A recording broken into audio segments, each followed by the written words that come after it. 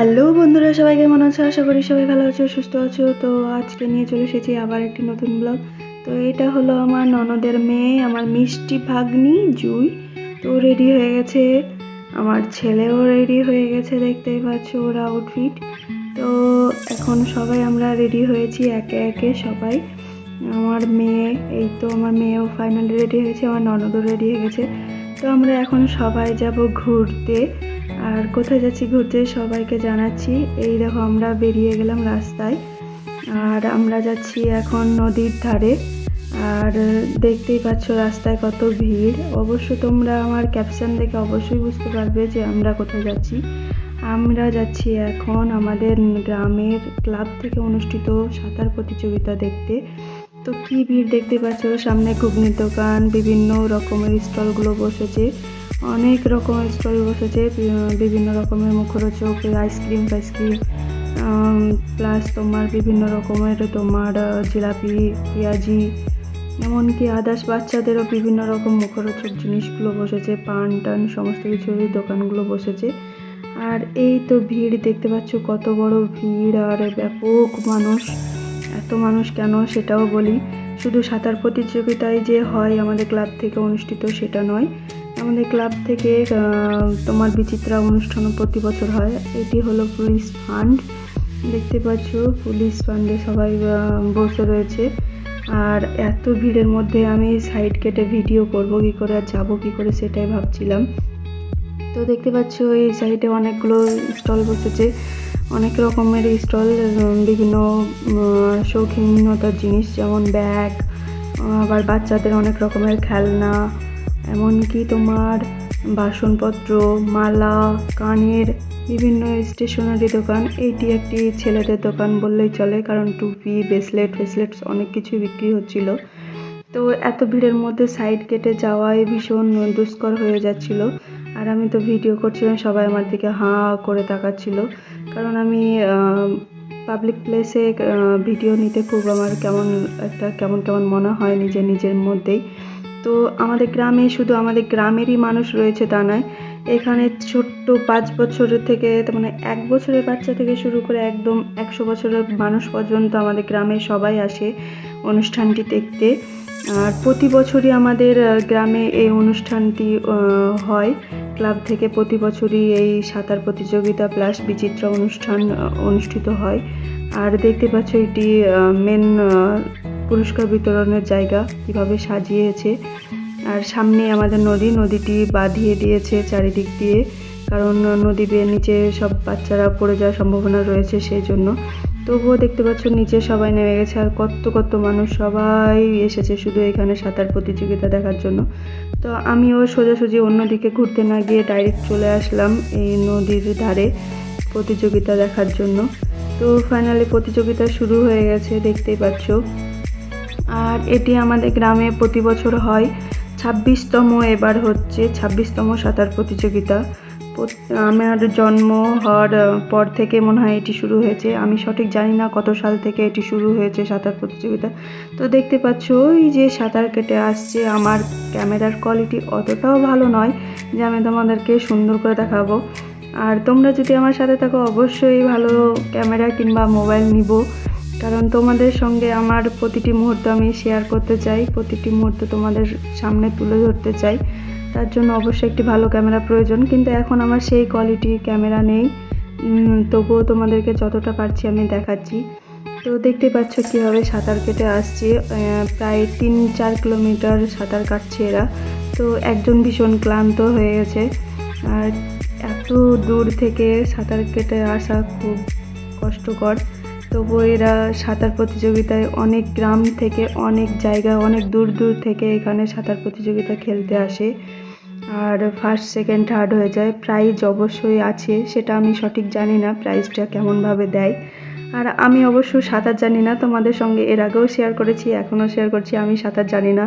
তাই আমার নদীর জল দেখে খুব ভীষণ ভয় পাই আমি সাঁতার না জানার জন্য।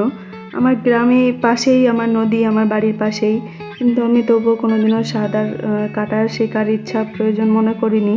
কিন্তু অবশ্যই সাঁতার শেখা প্রয়োজন প্রত্যেকেরই, কারণ আমাদের পৃথিবীতে 3 ভাগ জল আর 1 ভাগ স্থল। সাঁতার কাটা অবশ্যই জরুরি, সবার শেখার প্রয়োজন, কিন্তু আমি সাঁতার জানি না, সেটা আমার ফল্ট। তো দেখতে পাচ্ছ একটা খেলা কমপ্লিট হয়ে গেলো। এইরকমভাবে আমরা অনেকগুলোই খেলা দেখেছিলাম, আর প্রত্যেকটি খেলায় ভীষণ এনজয় হচ্ছিলো। যখন লাস্ট মুহূর্ত আসছিলো মনে হচ্ছিলো কে ফার্স্ট হবে কে সেকেন্ড হবে। আর অনেক অনেক ভিড়, দেখতে পাচ্ছ সবাই নদীর ধারে নেমে গেছে, কত কত মানুষ, হাজার হাজার মানুষ এসেছে এখানে। আমাদের গ্রামেরই মানুষ থাকে তা না, আশেপাশে 10-20টা গ্রামের মানুষ আসে এই অনুষ্ঠানটি দেখতে। তো প্রতি বছর কোন মাসে হয় সেটাও আমি তোমাদেরকে বলি। প্রতি বছর আমাদের নভেম্বরের মাসে এই অনুষ্ঠানটি অনুষ্ঠিত হয়। নভেম্বরের ফার্স্ট উইক থেকে সেকেন্ড উইকের মধ্যে এই অনুষ্ঠানটি হয়। আর প্রতি বছর বিচিত্রা অনুষ্ঠানও হয়। বিচিত্রা অনুষ্ঠানে প্রত্যেকবার হয় সিরিয়ালের নায়ক নায়িকারা, প্লাস তোমার বিভিন্ন ধরনের অর্কেস্ট্রা পার্টি, নাচ গান, এমনকি টলিউডের আমাদের বাংলার যেসব নায়ক নায়িকারা থাকে তাদেরকেও আনা হয়। আমি অবশ্য ছোটোতে খুব বিচিত্রা অনুষ্ঠান দেখতাম, কারণ তখন আমার বাপি ছিল। বাপি টিকিট কেটে আমাদেরকে ভেতরে ঢুকিয়ে দিত আর আমরা সেটা দেখতাম। এখন অবশ্য দেখি না, বিয়ের পর, বিয়ে হওয়া প্রায় 10 বছর হয়ে গেল, তখন থেকে আমি আর দেখি না। দেখতে আসলে আসতে আর ইচ্ছে করে না। আগে খুব ভালো লাগতো, এখন আর ভালো লাগে না। তো এখানে আমাদের যে পুরস্কার বিতরণের জায়গা, এই যে দেখতেই পাচ্ছ তর্তিপুর পল্লী মঙ্গল সমিতি আমাদের ক্লাবের নাম। তো এখান থেকে অনেক টাকা বিতরণ করা হয়, এমনকি প্রাইজ বিতরণ করা হয়।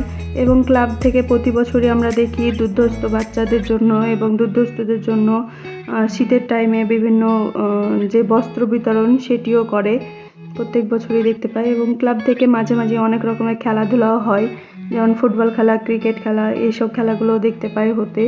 এবং বিভিন্ন ধরনের অনুষ্ঠান, যেটা কি বলবো তোমাদেরকে, বিভিন্ন ধরনের অনুষ্ঠান করা হয়, কালচারাল প্রোগ্রাম যেগুলো হয় সেগুলোও করা হয়। তো ফাইনালি খেলা কমপ্লিট, অনেক সাঁতার খেলা হলো, আর সন্ধ্যা হতে চলছে, তাই খেলাটি তাড়াতাড়ি কমপ্লিট করা হলো। তো আমরা চলে আসলাম চারিপাশটি ঘুরতে।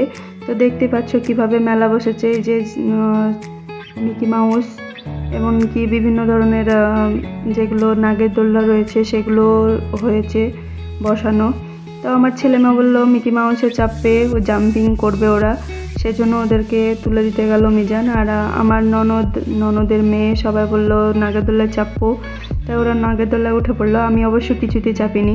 তো আমার খুব মন বলে যে আমি এই ছোটোবেলায় যদি থাকতাম, আমাদের ছোটো টাইমে যদি এরকম কোনো রকমের থাকতো খেলাধুলার জিনিসগুলো, তা আমি অবশ্যই খেলাধুলা করতাম। আমার মন বলে আবার আমি 5 বছরের হয়ে যাই এবং আমার মেয়ের সঙ্গে আমি একইভাবে এভাবে লাফালাফি করে খেলা করি। দেখতে পাচ্ছ ভাই বোন কীভাবে খেলা করছে, এই দেখো কি দুষ্টুমি আমার ছেলে মেয়ের। তো এইরকমই দুষ্টুমি আমারও করতে ইচ্ছে করে, কিন্তু কি করব, আমরা তো বড় হয়ে গেছি। আর আমাদের টাইমে এইরকম খেলাধুলার সিস্টেমগুলো ছিল না। অনুষ্ঠান হতো, কিন্তু তোমার ছোটোখাটোভাবে কয়েকটা স্টল বসতো, যেমন জিলাপি, পেঁয়াজি, বাদাম, এইসব খেলাধুলা জিনিসগুলো আসতো না। আর এখন দেখছি অনুষ্ঠানটি দিন দিন আরও বড় হয়ে যাচ্ছে, মেলার মতো হয়ে যাচ্ছে, মেলা বসার মতো বসে যাচ্ছে সমস্ত কিছু। নাগরদোলা থেকে এইসব জাম্পিংগুলো বাচ্চাদের এক কথায় আনন্দ দেওয়ার জন্য সমস্ত কিছু হয়ে যাচ্ছে। তো সমস্ত চারিদিক ঘোরা কমপ্লিট, অনেক কিছু কিনলাম, অনেক কিছু ঘুরলাম, খেলাম, কিন্তু ফুচকা তো খেতেই হবে, ফুচকা না খেলে কি মেলায় ঘোরা হয়। তো ফাইনালি আমরা সবাই চলে আসলাম লাইনে দাঁড়াতে, একদম ফুচকা কাটুরি হাতে নিয়ে, মানে একটা কি বলবো আলাদা ফিলিংস ফুচকা খাওয়ার। তো সবাই আমরা রেডি হয়ে গেছি ফুচকা খাওয়ার জন্য। দেখতে পাচ্ছ হাঁ করে করে কীভাবে ফুচকা খাচ্ছি, আমার ছেলে, আমার ননদ, আমার ননদের মেয়ে, আমি, আমার মেয়ে, আর আমার বরকে দিয়েছি ক্যামেরা করতে, কারণ ও ফুচকা খেতে পাবে না। ওর ইদানিংকাল তার ওর পায়ে সমস্যা হওয়ার পর থেকে ওকে টক খেতে নিষেধ করা আছে, সেজন্য ফুচকা খাওয়া বন্ধ হয়ে গেছে ওর। আর আমিও খুব ফুচকা খেতাম আগে, অনেক 40 পিস তো কিছুই না, তোমার 80 পিস পর্যন্ত আমি ফুচকা খেয়েছি। এখন আর ফুচকা সেইভাবে খাওয়া হয় না, কারণ আমার বর খেতে পায় না, সেজন্য আমারও ওর সামনে খেতে কেমন একটা অকওয়ার্ড ফিল হয়, সেজন্যই খাই না। তাও আজকে কি জানি অনেক দিন পর মেলায় ঘুরতে এসে যদি ফুচকাই না খাই তাহলে তো আর মেলায় ঘোরা সার্থক হবে না, সেজন্য সবাই দাঁড়িয়ে পড়লাম ফুচকা খেতে। তো দাদার যখন ভিডিও নিচ্ছিলাম, দাদা বলছে কী ব্যাপার, তোমরা ফুচকার কিসের ভিডিও নেবে, কেন নেবে, অনেক কোশ্চেন করছিল। আমি জাস্ট বললাম আমরা খাবো সেটাই ভিডিও নেব, তাছাড়া জাস্ট তোমাদের কোনো সমস্যা নেই, জাস্ট ব্লগ করার জন্যই নিচ্ছি। তো আমরা এত কিছু আনন্দ করলাম বলার মতো নেই। অবশ্য তোমরা হয়তো জানো আমি কিছুদিন পর ভাড়া বাড়ি চলে যাব, সেই জন্য আমি যতটা পারছি পরিবারের সবার সঙ্গে টাইম স্পেন্ড করছি। খুব ভালো লাগছে অবশ্য, কারণ আমার ননদের মেয়েরাও ঠিকমতো, তাদেরকেও আর আসলে হয়তো পাবো না, কিংবা তারা যখন আসবে আমি হয়তো আমার শ্বশুরবাড়িতে থাকবো না, আমি ভাড়া বাড়িতে থাকবো, সেই জন্য আমি অনেক টাইম স্পেন্ড করছি। তো রাত্রিবেলায় বিচিত্রা অনুষ্ঠান শুরু হবে, আর বিচিত্রা অনুষ্ঠান অবশ্য আমি দেখতে যাবো না, আমার হাজব্যান্ড যাবে। তো ওকেই বলেছিলাম একটু ভিডিও ক্যাপচার করতে তোমাদের জন্য। আমি অবশ্য বিচিত্রা অনুষ্ঠান বিয়ের আগে দেখতে যেতাম, বিয়ের পর থেকে আমি আর বিচিত্রা অনুষ্ঠান দেখতে যাই না। আর আমার বরের টিকিট কাটতে হয় না, কারণ ও ক্লাবে সদস্য রয়েছে, সেজন্য ও ফ্রিতেই যেতে পায়। ও অবশ্য একটু দেখে চলে এসেছে। আর এবার অনুষ্ঠানে আমাদের এসেছিল বাংলা সিরিয়ালের একটি ক্যারেক্টার, দীপা বলে নাম। অবশ্য আমি কোনো সিরিয়াল দেখি না, তাই আমি হয়তো চিনি না। আর সবাই অবশ্যই নাচ গান করেছে, বিশেষ করে ছেলেমেয়েরা ভীষণ আনন্দ পেয়েছে। আর আমাদের গ্রামে প্রতি বছরই এইভাবে অনেক শিল্পী, অনেক ক্যারেক্টার থেকে শুরু করে বিভিন্ন অ্যাক্টররা আসে। অবশ্য সবাইকেই ভালো লাগে, খুব এনজয় করে। আমিও খুব এনজয় করি।